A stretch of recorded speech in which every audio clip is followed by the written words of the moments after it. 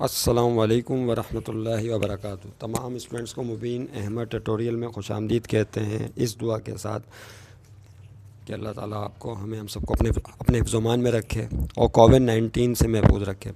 Gravitation 6 chapter number 6 है, इस हवाले से हमें गुफ्तगू करनी थी। इंपॉर्टेंट MCQs हैं। The gravitational constant was determined experimentally by. Gravitational constant सबसे पहले किसने इसकी वैल्यू को डिटरमाइन किया? हम जानते हैं न्यूटन्स लॉ ऑफ ग्रेविटेशन में ग्रेविटेशनल फोर्स का फार्मूला होता है G m1m2 upon are square. ये फार्मूला तो न्यूटन ने दिया था, लेकिन जो कैपिटल G की वैल्यू है वो न्यूटन ने कैलकुलेट नहीं की थी। वो जिस साइंटिस्ट ने कैलकुलेट की थी एक्सपेरिमेंटली, उसका नाम है कैवेंडिश। क्या नाम है बोलिए? उस साइंटिस्ट का नाम है कैवेंडिश। नाम याद रखिएगा, it is very important MCQ। उसके बाद देखें नेक्स्ट क्या है। नेक्स्ट MCQ में है, ये आपके सामने आ गई है next MCQ। If the radius of moon shrinks, ये बहुत ही इंटरेस्टिंग MCQ है। If the radius of moon shrinks with no change in mass, the value of gravity. अगर रेडियस ऑफ मून को श्रिंक कर दिया जाए जबकि मास में कोई चेंज ना आए, तो बताएं value of gravity of moon पे कोई असर पड़ेगा? तो बात बिल्कुल सिंपल और सादा है कि अगर आप फ़र्ज़ कर लें, हम जानते हैं कि ज़मीन पर जो ग्रेविटी है, हमारी ज़मीन स्फेरिकल है और ज़मीन पर ग्रेविटी का फार्मूला सबको पता है। ज़मीन का रेडियस r ही लिया जाता है, मास m e लिया जाता है, तो इस पर ग्रेविटी का फार्मूला ये होता है G m upon are square. याद रहे कि ये सदाबहार फार्मूला है, यानी इस फार्मूले को किसी भी प्लेनेट पर आप अप्लाई कर सकते हैं। मिसाल के तौर पर इसको आप मून पर अप्लाई करना चाहते हैं, तो आपको सिर्फ ये चेंज करना पड़ेगा कि ग्रेविटी ऑन मून के लिए Gm लगा देंगे, जी, फिर M की जगह mm आ जाएगा, मास ऑफ मून, और r की जगह रेडियस ऑफ मून आ जाएगा। ऊपर कौन है? स्क्वायर।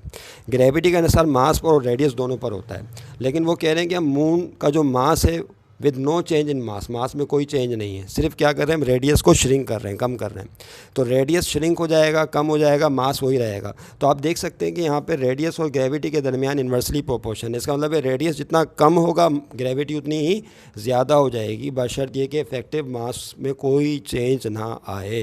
तो चूँकि मास ऑफ मून चेंज नहीं हो रहा, सिर्फ रेडियस श्रिंक हो रहा है, कम हो रहा है, तो डेंसिटी बढ़ जाएगी, जिसके नतीजे में ग्रेविटी भी इंक्रीज़ कर जाएगी। तो इसका जवाब क्या होगा? Increased. The value of gravity is increase. उसके बाद देखें नेक्स्ट जो MCQ है वो क्या है। The artificial gravity in space craft. Space craft में जो आर्टिफिशियल ग्रेविटी है कैन बी क्रिएटेड, वो कैसे क्रिएट की जा सकती है? हम जानते हैं कि जो खलाई जहाज़ है, मैन मेड खलाई जहाज़, जब उसको खला में भेजा जाता है तो याद रखिएगा कि वहाँ पर ज़ीरो ग्रेविटी है। उसका जो फ्रेम है स्टेट ऑफ वेटलेसनेस का शिकार होता है, बेवज़नी की कैफियत में लोग होते हैं। आप गिलास को, भरे हुए गिलास को उल्टा कर देंगे तो पानी लटक जाएगा, नीचे नहीं आएगा, क्योंकि ज़ीरो ग्रेविटी है।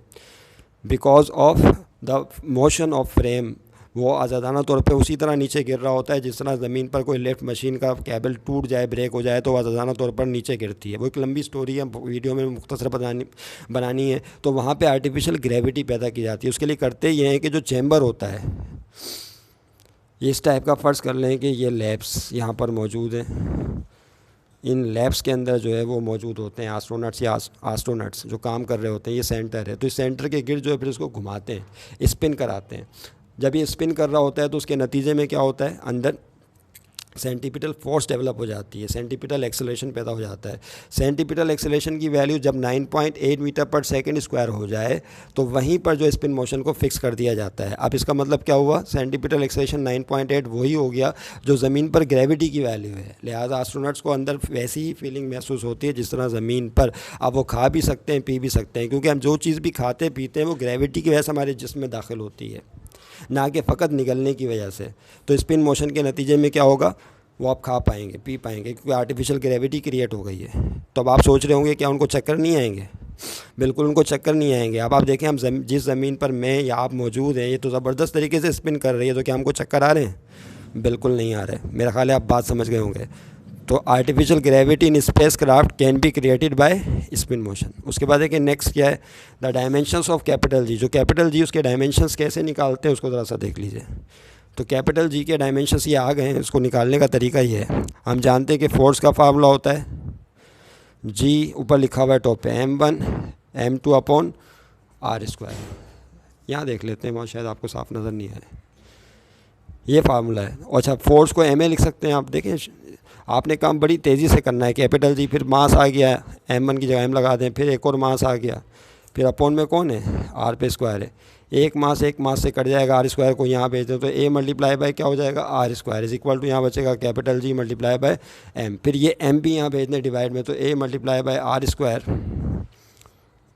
और अपॉन में m is equal to capital G। अब यहाँ डायमेंशंस पुट कर दें तो एक्सेलरेशन के डायमेंशन आप जानते हैं क्या होते हैं, l अपॉन टी स्क्वायर, और r डिस्टेंस है, इसका डायमेंशन l होता है पर फार्मूले का स्क्वायर, अपॉन में मास है स्मॉल m, इसका dimension capital M capital G। अब देखें क्या हो जाएगा, l स्क्वायर से मल्टीप्लाई होगी क्या बनाएगा, l क्यूब, क्या हो गया ये, l स्क्वायर से मल्टीप्लाई होगा तो l क्यूब, और नीचे t स्क्वायर और m बचेंगे तो इनको ऊपर शिफ्ट कर दीजिए तो t की पावर -2 और m भी ऊपर जाके उसकी पावर क्या हो जाएगी, -1 is equal to capital G। तो इसके डायमेंशन होंगे l क्यूब, t की पावर -2, m की पावर आगे पीछे लिखा हुआ है, आप पहले l फिर m और फिर t लिख सकते हैं। तो these are the dimensions of capital G। उसके बाद देखिए नेक्स्ट क्या कह रहे हैं, the dimensions of capital G upon G बताएं, यानी कैपिटल G और G ये तो ग्रेविटेशनल कांस्टेंट है और स्मॉल g ग्रेविटी है, एक्सेलरेशन ड्यू टू ग्रेविटी, इनके डायमेंशंस बताने हैं। तो आपने फ़कत क्या करना है, कैपिटल G के तो डायमेंशन आपने निकाल लिए, उसको डिवाइड करना है G से, यानी G divided by small g।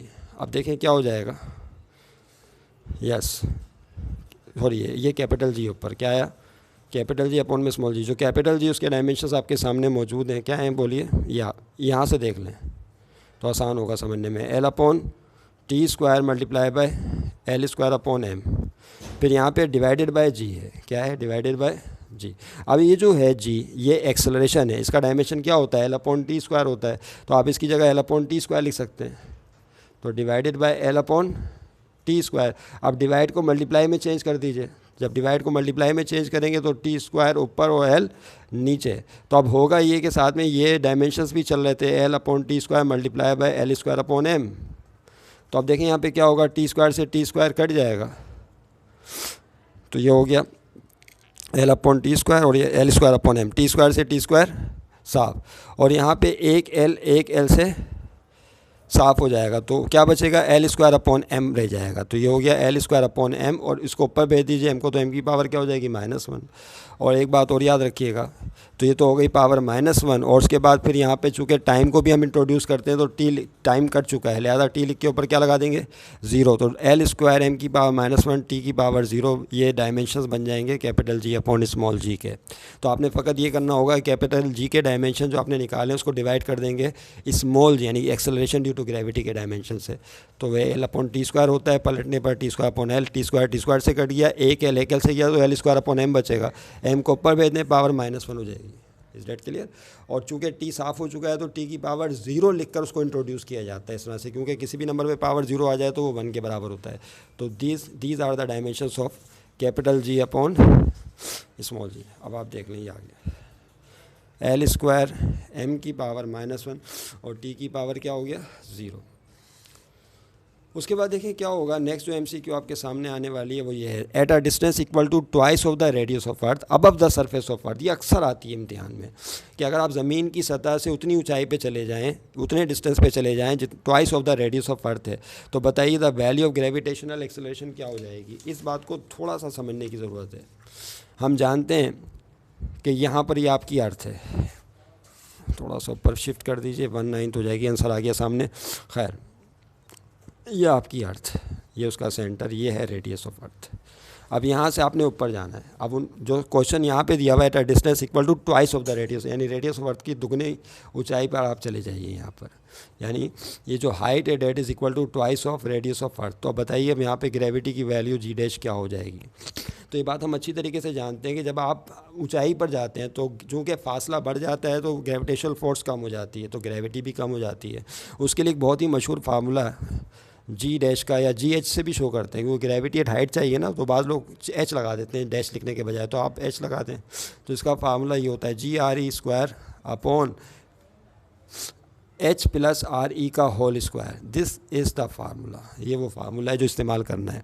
अब हाइट जो दी हुई है वो यहाँ 2RE दी हुई है, double of the radius of अर्थ, वो यहाँ पुट करके आप हाइट निकाल सकते हैं। तो GH इज़ इक्वल टू देखें क्या हो जाएगा, GRE स्क्वायर अपनी जगह रहा, और अपॉन में h की जगह क्या आया RE, और प्लस उसके साथ RE मौजूद है, ऊपर है स्क्वायर, आर ई में आर ई प्लस करेंगे तो क्या हो जाएगा 2RE। तो देखें क्या होगा GRE², ऊपर अपनी जगह रहा, आर ई में आर ई प्लस करेंगे तो ये हो जाएगा 2RE और ऊपर क्या है स्क्वायर।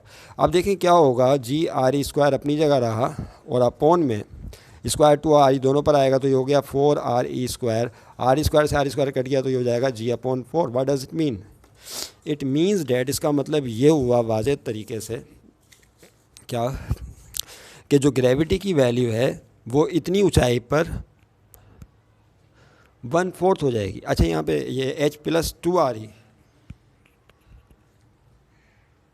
यहाँ पर हमने वैल्यू h की जगह 2RE पुट करनी है। क्या पुट करनी है? जो हमारे पास MCQ है, h की जगह 2RE आया, 2RE और RE कितना हो जाएगा बोलिए 3RE।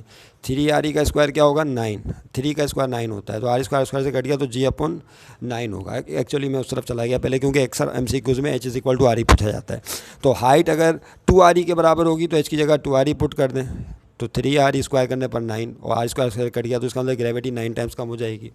अगर फ़र्ज़ कर लें हाइट RE के बराबर होती, सिर्फ रेडियस ऑफ अर्थ के इक्वल होती, तो यहाँ RE पुट करते, RE 2RE होता, 2 का स्क्वायर 4, तो ग्रेविटी 4 टाइम्स कम हो जाती है।